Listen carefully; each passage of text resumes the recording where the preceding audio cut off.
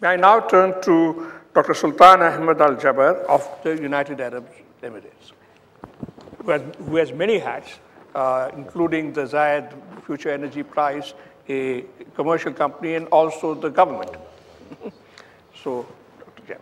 Thank you, sir, for the introduction. And allow me first to say thank you for giving me such an opportunity to speak with such esteemed speakers, as well as be with attendance of such distinguished audience.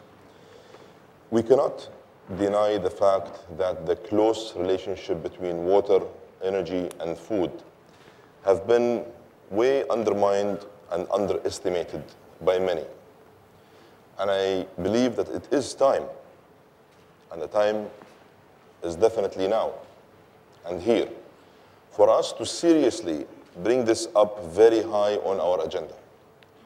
The close relationship between water, energy, and food can no longer be underestimated or undermined. Of the planet's 7 billion people, 1.1 billion people live without clean drinking water. 1.3 billion people live without electricity. And over 1 billion people are hungry without access to food. We all know that economies are growing, populations are growing. And with that in mind, we also know that these problems will only become even more pronounced by 2030. The planet by 2030 will need 30% more water, 40% more energy, and 50% more food.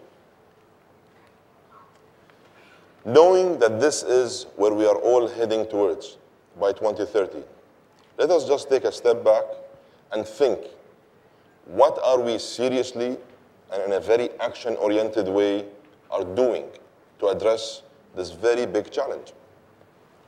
What we'll find out is that there are some initiatives taking place, a lot of talk is happening, yet none of it is being done in a comprehensive, holistic, progressive, inclusive manner that addresses the challenge that lies ahead as one.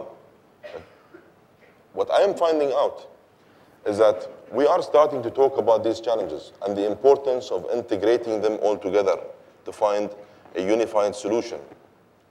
Yet, we are not taking the right measures or the right actions that will allow us to show real, tangible progress on a global level.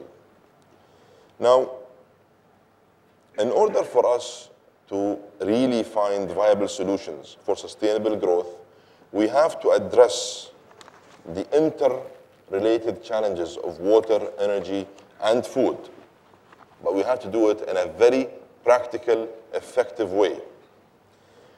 And if we do that, and if we do it right and correctly, we will require to address all the three elements as one in a very interconnected way.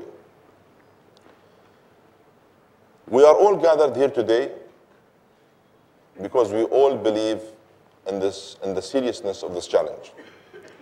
And we are simply here because we are all in agreement that we are confronted with a shared responsibility. And the shared responsibility is simply to address the intricate balance between our expanding economies, our growing societies, and our limited resources. This is a balance that is crucial to achieving a sustainable future, supported with a sustainable growth strategy.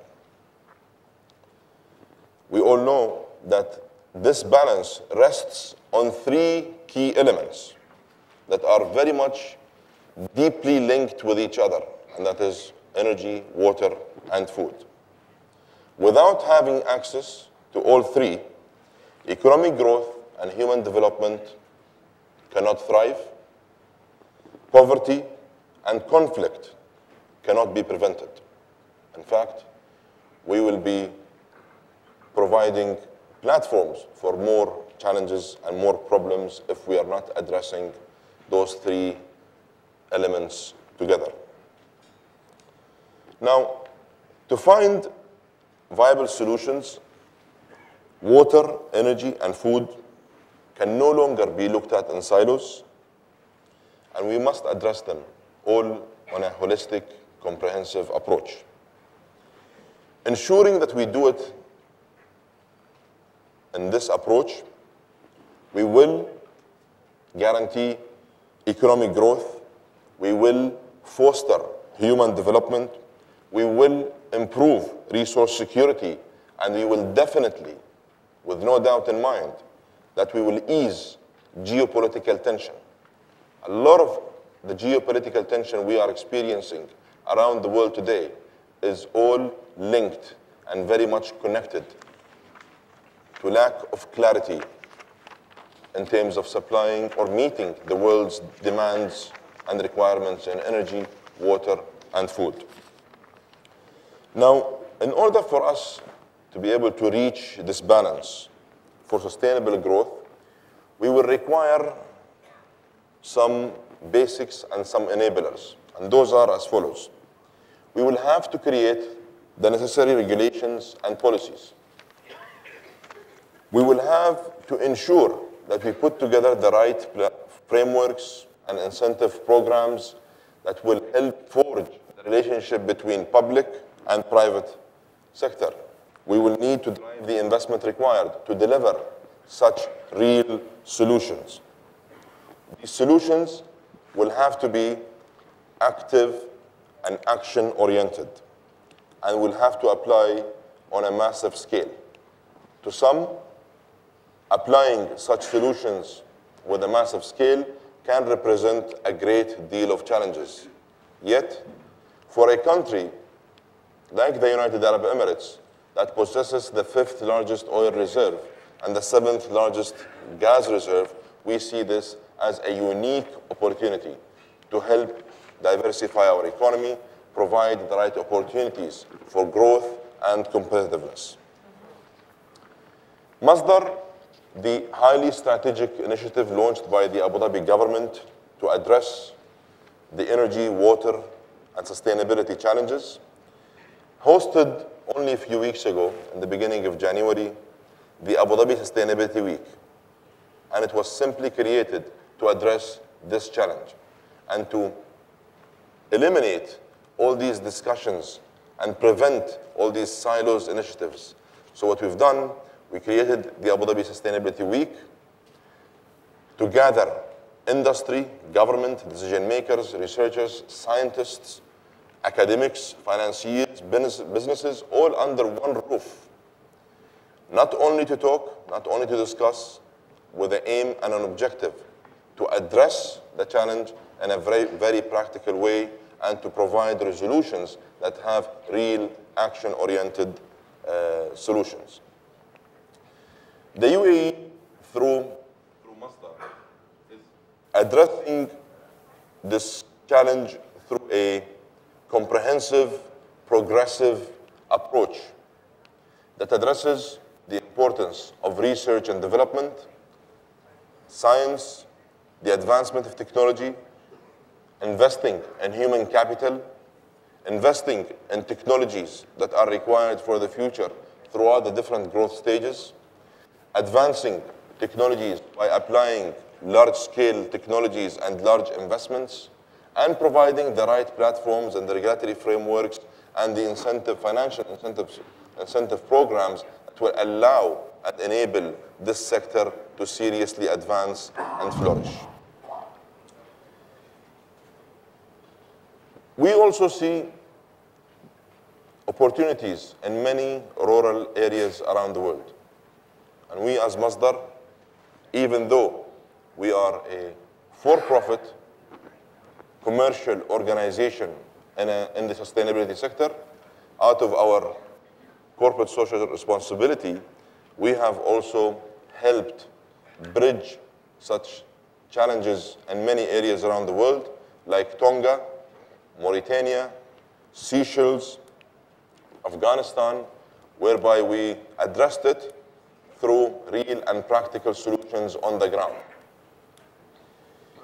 We have also recently announced a new initiative to address the challenges of water desalination. This new initiative is to attract technologies and to launch 3 pilot programs for renewable energy water desalination projects in Abu Dhabi, with the aim of, by 2020, having a 100 million gallon desalination plant fully powered by renewable energy at a commercial scale. Great challenge, yet we are confident that it is doable, it is achievable. You only have to put the right framework, the right platform, the right incentives, engage science, engage scientists, engage the technologists, and the facility enablers that are required to help advance such important technology. Where we come from, the Arabian Gulf, our region accounts for 20% of the global oil supply and nearly 50% of the world's desalination capacity.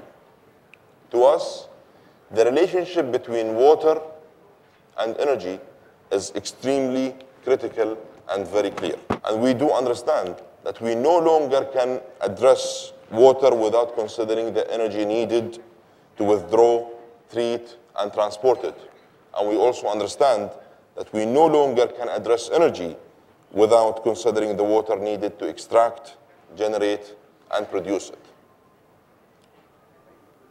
Another point I would like to bring also to the attention of our esteemed speakers and distinguished audience is the importance of laying the groundwork required for innovation and incubating entrepreneurship.